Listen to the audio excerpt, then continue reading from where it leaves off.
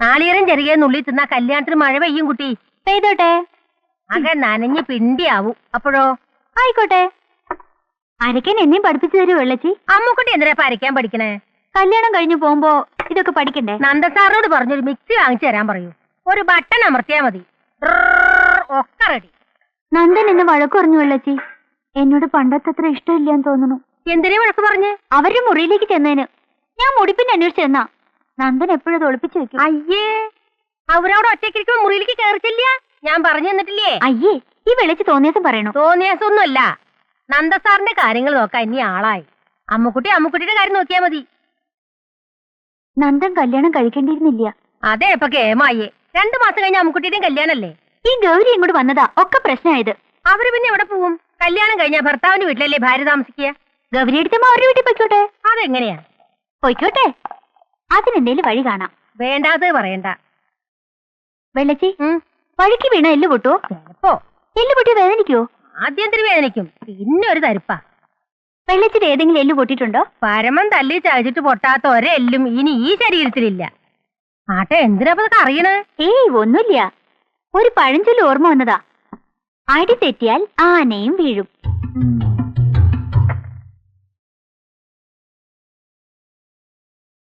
ആർക്കാ? നന്ദേട്ടന്. ഇങ്ങതാ, ഞാൻ കൊടുക്കാം. വേണ്ട വേണ്ട, ഞാൻ കൊണ്ട് കൊടുത്തോളാം. എന്റെ കയ്യിൽ നിന്ന് ചായ വാങ്ങി കുടിക്കുന്ന നന്ദന് കൂടുതൽ ഇഷ്ടമെങ്കിലോ? അത് പണ്ട്. ഇപ്പൊ എന്റെ കയ്യിൽ നിന്ന് വാങ്ങി കുടിക്കുന്നതാ ഇഷ്ടം.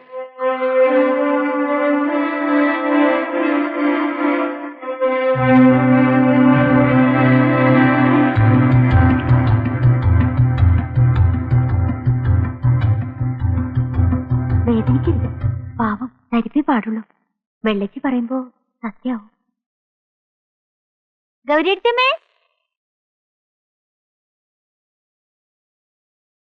ഗൗരിയടുത്തമ്മേ, ദാ വരുന്നു. അയ്യോ ചോര. നന്ദ, വല്യമ്മേ, ഓടി വാ. ഗൗരിയടുത്തമ്മേ, നന്ദ. എന്താ അവിടെ? വല്യമ്മേ, ഒന്നും പറ്റിയില്ല. എന്ത് പറ്റി ഗൗരി? എന്ത് പറ്റി? ഒന്നുമില്ലെന്നേ. ഇവിടെ ആകെ എണ്ണ വീണിട്ടുണ്ടല്ലോ. ആരാ എണ്ണപാത്രം തട്ടിയേ? എല്ല് പൊട്ടിയ തരിപ്പല്ലേ ഉണ്ടാവുള്ളൂ. ആ സത്തെ, എന്താ നീ വിചാരിക്കണേ? വേണ്ട വേണ്ടാന്ന് വിചാരിക്കുന്നവരും കുറുമ്പ് കൂടാ. വീണ് തല പൊട്ടിയിരുന്നെങ്കിലോ? എന്താ മിണ്ടി പോരുത്. സാരല്ലേ നന്ദേട്ടാ, ഒന്നും പറ്റിയില്ലല്ലോ. പറ്റിയിരുന്നെങ്കിലോ? ആരാ സമാനം പറയാ? നീ സമാനം പറയോ? ആ അധിക പ്രസംഗി. നിനക്ക് ഇഷ്ടം പോലെ തട്ടാളെ ബന്ധം അവള്. ക്ഷമിക്കുന്നോ? എത്ര ക്ഷമിക്ക? ലാളിച്ച് ഭക്ഷണമാക്കിന്ന് പേരും. ഇതിനൊക്കെ വളം വെച്ചിരുന്ന എന്നെ വേണം പറയാൻ. പിടിക്കുന്ന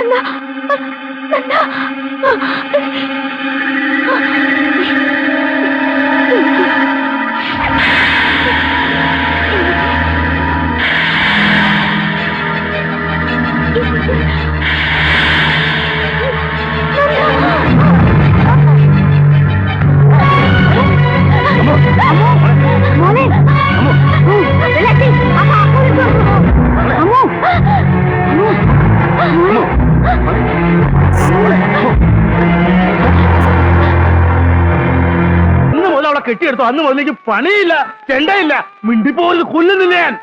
കാണിച്ചേടാ അസത്തെ. അവളുടെ തന്തയും കണക്കാ, തള്ളയും കണക്കാ. വെള്ളം അടിച്ചാൽ തന്തയ്ക്ക് പറഞ്ഞാട്ടല്ല. തന്തയ്ക്ക് പറഞ്ഞാ നീ അറിയോ? തന്ത, അതെ തന്ത, നിന്റെ തന്ത ചെണ്ട കുറ്റി.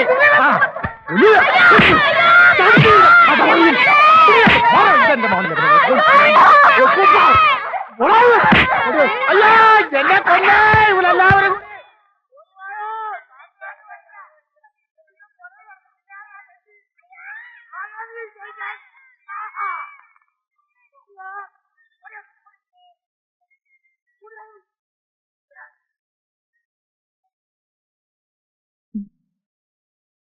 വേദന കുറവുണ്ടോ? സാരല്ല. ഉച്ചനേരത്ത് ചോര നിൽക്കണ്ടായപ്പോ ഞാൻ പരിഭ്രമിച്ചു. സാരല്ല നന്ദേട്ടാ. എനിക്ക് കുറച്ച് എഴുതാനുണ്ട്. ആ ഫ്രണ്ട് ലൈൻകാർക്ക് ഒരു ആർട്ടിക്കിൾ കൊടുക്കാന്ന് പറഞ്ഞിട്ട് അവർ ഇരിക്കപ്പുറത്ത് തരണില്ലേ? നിന്നെയും കൊല്ലും ഞാനും ചാവും, നോക്കിക്കോ. ശല്യായാലോ ഇത്? എന്താ നന്ദേട്ടാ? ആ പരമനും വെള്ളത്തി എന്നും മുഴക്കം അവിടെ. നന്ദേട്ടാ, ഒന്നുമില്ല.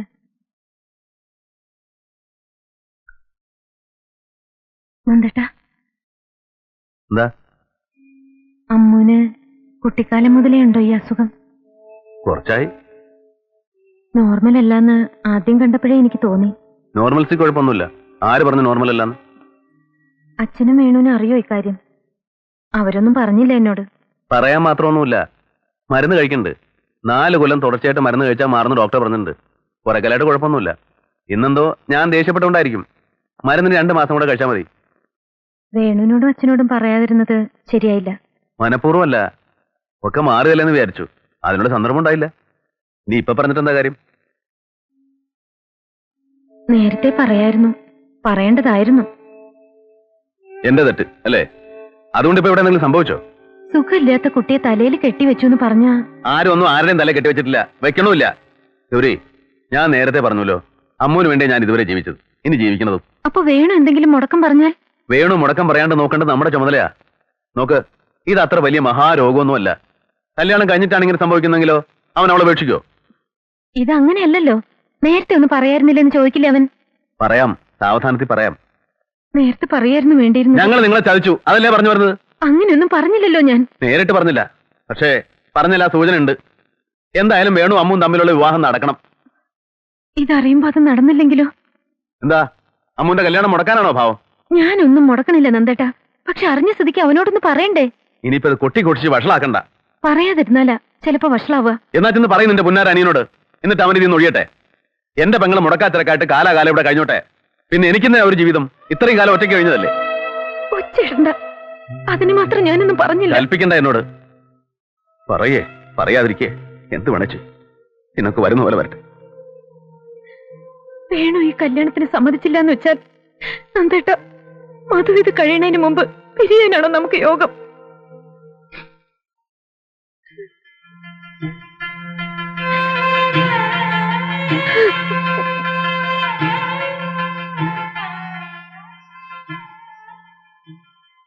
കേൾക്കാൻ വേണ്ടി മനഃപൂർവ്വം ഇതിൽ വന്നതല്ല. പക്ഷേ കേട്ടപ്പോ കേൾക്കണ്ടായിരുന്നില്ല തോന്നി. എന്താ തനിക്ക് പറ്റിയതെന്താ? എനിക്കൊന്നും പറ്റിയിട്ടില്ല. അന്ന് ഞാൻ ആവുന്നത്ര കയ്യും കാലും പിടിച്ച് പറഞ്ഞത് അവരോടെല്ലാം തുറന്ന് പറയണമെന്ന്. അപ്പൊ നിങ്ങൾ എല്ലാം ചേർന്ന് മുടക്കി. ഇപ്പൊ കുറ്റം മുഴുവൻ എന്റെ. എല്ലാറ്റിനും ഒരു പരിഹാരം ഉണ്ടാവും. ഉണ്ടാവും, പക്ഷെ അതെന്താന്ന് എനിക്ക് അറിയേണ്ടത്. ഞാൻ ആരെയാ വെറുക്കണ്ടേ? ഞാൻ കെട്ടിയ താലിയെ വിശ്വസിച്ച് എന്റെ കൂടെ ഇറങ്ങിപ്പോന്ന ഗൗരിയോ, അതോ ജനിച്ചപ്പോ മുതൽ എന്നെ മാത്രം കണ്ടുപെടുന്ന എന്റെ പെങ്ങളെയോ? പറ, ഞാൻ ആരെയാ ഉപേക്ഷിക്കണ്ടേ? സമാധാനപ്പെടുക. എന്താ, ഈശ്വരൻ ഒരു വഴി കാണിച്ചു തരും. കാണിച്ചു തരും, തരട്ടെ.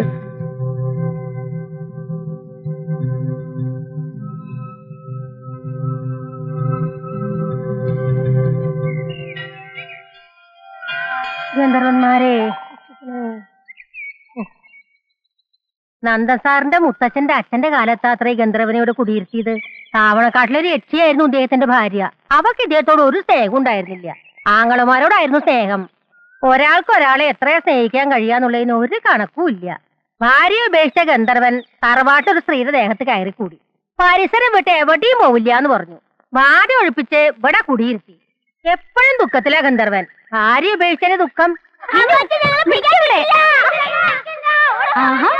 കേമായിരുന്നില്ലേ വെള്ളച്ചിന്നലെ? പുതിയ എല്ല് വല്ലതും പൊട്ടിയോ? അമ്മുക്കുട്ടിയുടെ എന്ത് പറഞ്ഞാലും കുഴപ്പാ അല്ലേ ഗൗരിക്കുട്ടി? പരമന്റെ 2 തല്ല് എന്നും കൊണ്ടില്ലെങ്കിലേ ഒരു സുഖമില്ല. മുറിവ് ഉണക്കം വെച്ച ഗൗരിയടുത്തമ്മേ? അതൊക്കെ എപ്പോഴേ പോയി. ഗൗരിയടുത്തമ്മ ഇന്ന് നിങ്ങളുടെ അവിടേക്ക് വിരുന്നിന് പോവല്ലേ? എന്താ ഒരു മൂഡ് ഓഫ്? ഇവിടുന്ന് വിട്ടുപോകാനുള്ള വിഷമോ? ഇവിടെ അത്രയ്ക്ക് ഇഷ്ടായോ? കൈ പൊട്ടുന്ന വെള്ളച്ച് വിചാരിച്ചത്, പൊട്ടിയത് നെറ്റി. പാവം. പിന്നെ എനിക്ക് സങ്കടായിട്ടോ.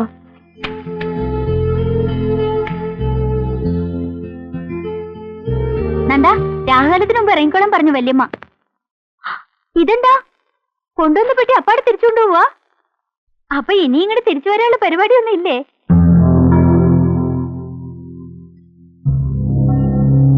ഓ, എന്തൊരു കന! 6 മുടിയുടെ കന മുടിയാറായി എന്നാ നമ്പൂരി പറയാ. ഒന്നുമില്ല, ഇതൊരു കഥകളിക്കഥയാ. വേണ്ട, വേഗം എത്തണം കേട്ടോ.